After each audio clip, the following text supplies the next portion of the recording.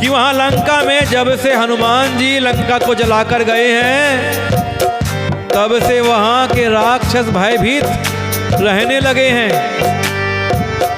सारे के सारे राक्षस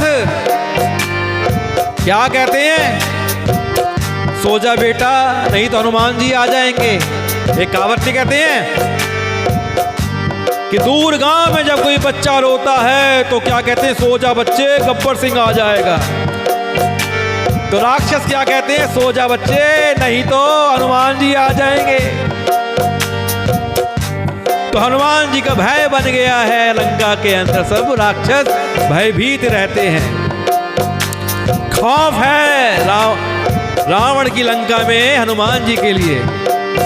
अपने अपने घरों में सब विचार करते हैं कि अब राक्षस कुल की रक्षा का कोई उपाय नहीं है, ये रावण तो हमें मरवाएगा।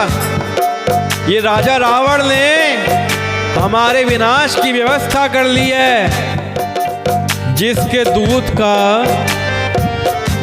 बल का वर्णन नहीं किया जा सकता, उसके स्वयं नगर में आने पर कौन भलाई है कि राम जी के दूत हनुमान जी ने आकर इतनी तबाही मचा दी। अगर वो स्वयं आएंगे नगर में तो किसका भला होगा भैया, विनाश ही विनाश हो जाएगा, हम लोगों की बड़ी बुरी दशा होगी। और दूतियों से नगर निवासियों के वचन सुनकर मंदोदरी बहुत ही व्याकुल हो गई। अब यह बात सारी मंदोदरी के पास पहुंच रही है कि मेरे नगर के निवासी भयभीत हैं, खौफ हैं, डरशुदा हैं कि लंका में डर का माहौल व्याप्त है।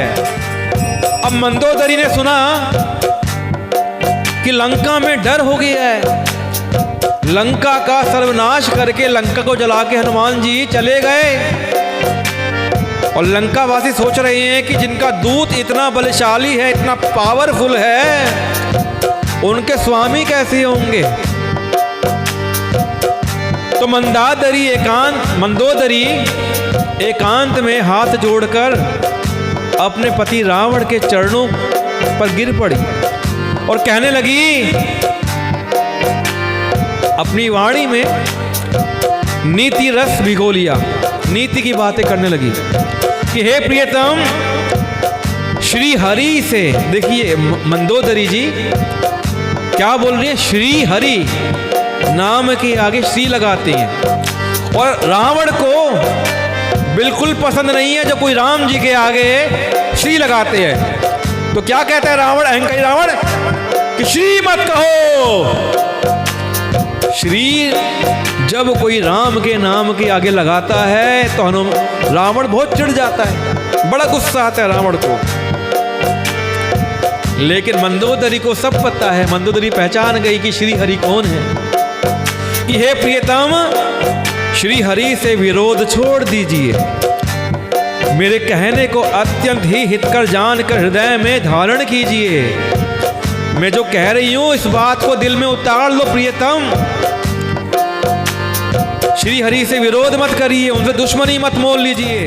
अब देखिए प्राणनाथ, जिनके दूत की करने का विचार करते ही राक्षसों की स्त्रियों के गर्भ गिर जाते हैं कि हमारी जो राक्षसियां हैं, अगर ये हनुमान के बारे में सोचती हैं, सोचने भर से ही इनके गर्भ गिर जाते हैं। हे प्यारे स्वामी, जान लीजिए, यदि भला चाहते हैं तो अपने मंत्री को बुलाकर उनके साथ उनकी स्त्री को भेज दीजिए, कि जानकी जी को वापस भेज दीजिए अपने मंत्रियों के साथ। उनसे बैर मत लीजिए, उनसे दुश्मनी मत करिए। मंदोदरी कहती हैं कि सीता आपके कुल रूपी कमलों को, वन को दुख देने वाली जाड़े की रात्रि के समान आई है। जाड़े की रात्रि कैसी होती है, दुख देने वाली होती है। ऐसी दुख देने वाली रात्रि आपके कुल को दोष लगा देगी। तो ये जानकी है ना, आपके कुल का नाश कर देगी। हे नाथ सुनिए, सीता को लौटाए बिना शंभु और ब्रह्मा के लिए भी आपका भला नहीं हो सकता। अगर नाथ आप सीता को नहीं लौटाएंगे ना, मुझे नहीं लगता कि शंभुनाथ भी और ब्रह्मा जी आपकी सहायता करेंगे। कोई भी आपका भला नहीं कर पाएगा। इसलिए हे नाथ, जानकी जी को, श्री हरि को, राम जी को लौटा दीजिए। मंदोदरी कहती हैं कि श्री राम जी के बाण सर्पों के समूह के समान हैं और राक्षसों के समूह मेंढक के समान। जब तक मैं इन्हें ग्रस नहीं लेते, निगल नहीं लेते, तब तक हट छोड़कर उपाय कर दीजिए कि हे प्राणनाथ लंकापति, उपाय कर लीजिए, जिद छोड़ दीजिए। क्योंकि जो राक्षस है ना हमारे, ये मेंढक के समान है और रघुनाथ के बाण सर्पों के समान है। और सर्प क्या करता है? मेंढक को खा जाता है।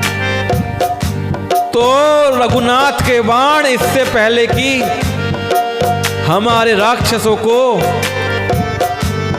मेंढक के समान सर्प बन के खा जाएं, आप अपना हट, अपनी जिद छोड़ दीजिए।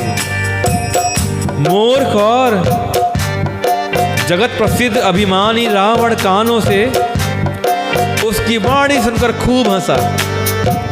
रावण में ना अभिमान भरा हुआ है, और जब व्यक्ति में अभिमान होता है तो वो मूर्ख के समान हो जाता है, और मूर्ख व्यक्ति को अपना हित और अनहित नहीं सूझता है।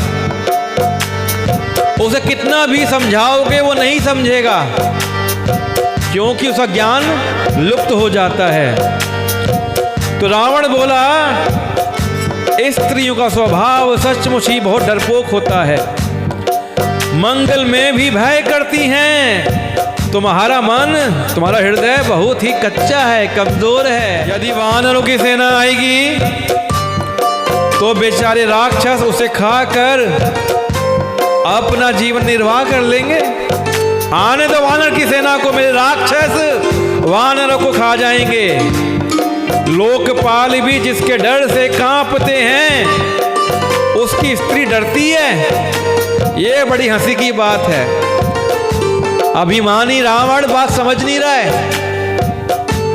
क्या कहता है कि जिसके डर से दिक्पाल डरते हैं, उसकी स्त्री डर रही है। अरे समझ ले, तेरी स्त्री सही डर रही है, उसने श्री हरि को पहचान लिया है।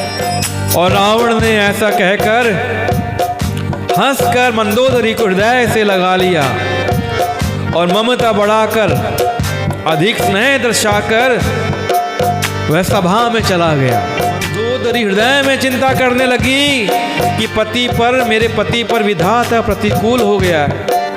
मेरे पति को तो अकल ही नहीं आ रही है।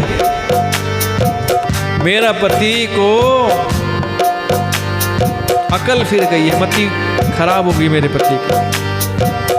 और इस प्रकार मंदोदरी सोच में पड़ गई।